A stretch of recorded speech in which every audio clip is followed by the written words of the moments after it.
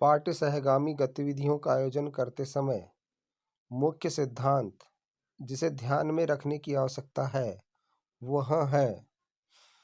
तो दोस्तों, मुख्य सिद्धांत कौन सा है? गतिविधियां विद्यालय समय के अंतर्गत होना चाहिए। मतलब जो गतिविधियां होती है वह विद्यालय के समय हो तो सभी बच्चे एक साथ उपलब्ध हो जाते हैं। इसलिए पाठ्य सहगामी गतिविधियों का आयोजन करते समय मुख्य सिद्धांत जिसे ध्यान में रखने की आवश्यकता है वह है गतिविधियां विद्यालय समय के अंतर्गत होनी ही चाहिए। क्रियाओं के माध्यम से सीखना, अनुभव के माध्यम से सीखना और प्रतिबिंब के माध्यम से करके सीखना भी कहा जाता है। ये कहा जाता है दोस्तों अनुभवात्मक। क्रियाओं के माध्यम से सीखना, अनुभव के माध्यम से सीखना और प्रतिबिंब के माध्यम से सीखना। ये क्या कहलाता है? अनुभवात्मक। शिक्षण के किस सूत्र में शिक्षक कोई पाठ पढ़ाते समय बच्चों के पूर्व अनुभव को नए पाठ से जोड़ सकते हैं? वह है दोस्तों ज्ञात से अज्ञात। ज्ञात से अज्ञात में हम पूर्व अनुभव को नए पाठ से जोड़ते हैं। ब्रेनस्टॉर्मिंग के किस चरण में चर्चा विधि का उपयोग किया जाता है?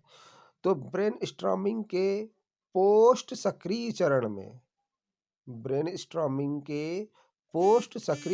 में चर्चा विधि का उपयोग किया जाता है।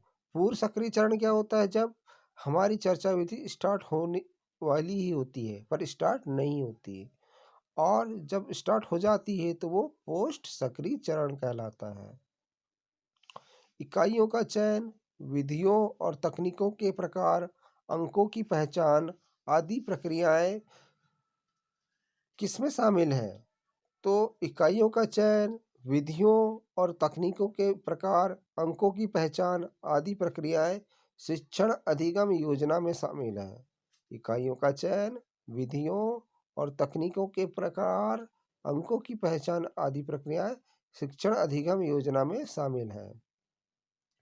निम्नलिखित में से कौन सी शिक्षार्थियों में अधिगम की कमियों को समझने के लिए एक उपयोगी रणनीति है? तो उपयोगी रणनीति है व्यक्तिगत सत्र। व्यक्तिगत सत्र क्या है? उपयोगी रणनीति है। मतलब प्रत्येक व्यक्ति का हम अध्ययन करना चाहिए, तब उसकी कमियों के बारे में हमें पता चलेगा। कक्षाओं में एक नया व्यवहार सीखने के लिए कौन सा पुनर्बलन कार्यक्रम सबसे अधिक उत्पादक है? तो एक इसके लिए है परिवर्त्य अनुपात। परिवर्त्य अनुपात ये ऐसा होता है कि हम इसका कोई निश्चित समय नहीं होता और निश्चित वर्क नहीं होता।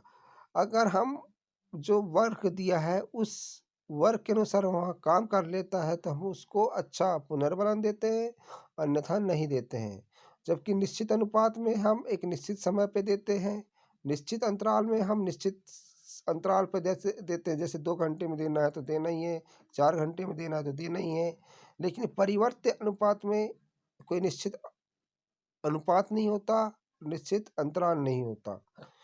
इसमें वर्ग के अनुसार हम पुनर्बलन देते हैं और यह बहुत ही अच्छा पुनर्बलन कहलाता है।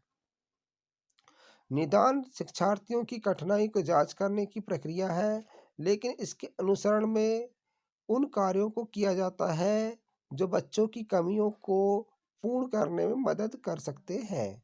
इस चरण को आमतौर पर कहा जाता है। देखो दोस्तों, निदान की बात हो रही है तो निदान उपचार से होता है, तो इसका आंसर आएगा उपचारात्मक शिक्षण। निदान की बात है तो उपचार तो करना ही होगा। निम्नलिखित में से किस पठन प्रतिमान में पाठक भाषा प्रणाली और संदर्भ के पूर्व मौजूदा ज्ञान का उपयोग करते हुए अपनी पूर्वगामी क्षमताओं के साथ पाठ के बड़े हिस्से के आधार पर अर्थ का पुनर्निर्माण करता है?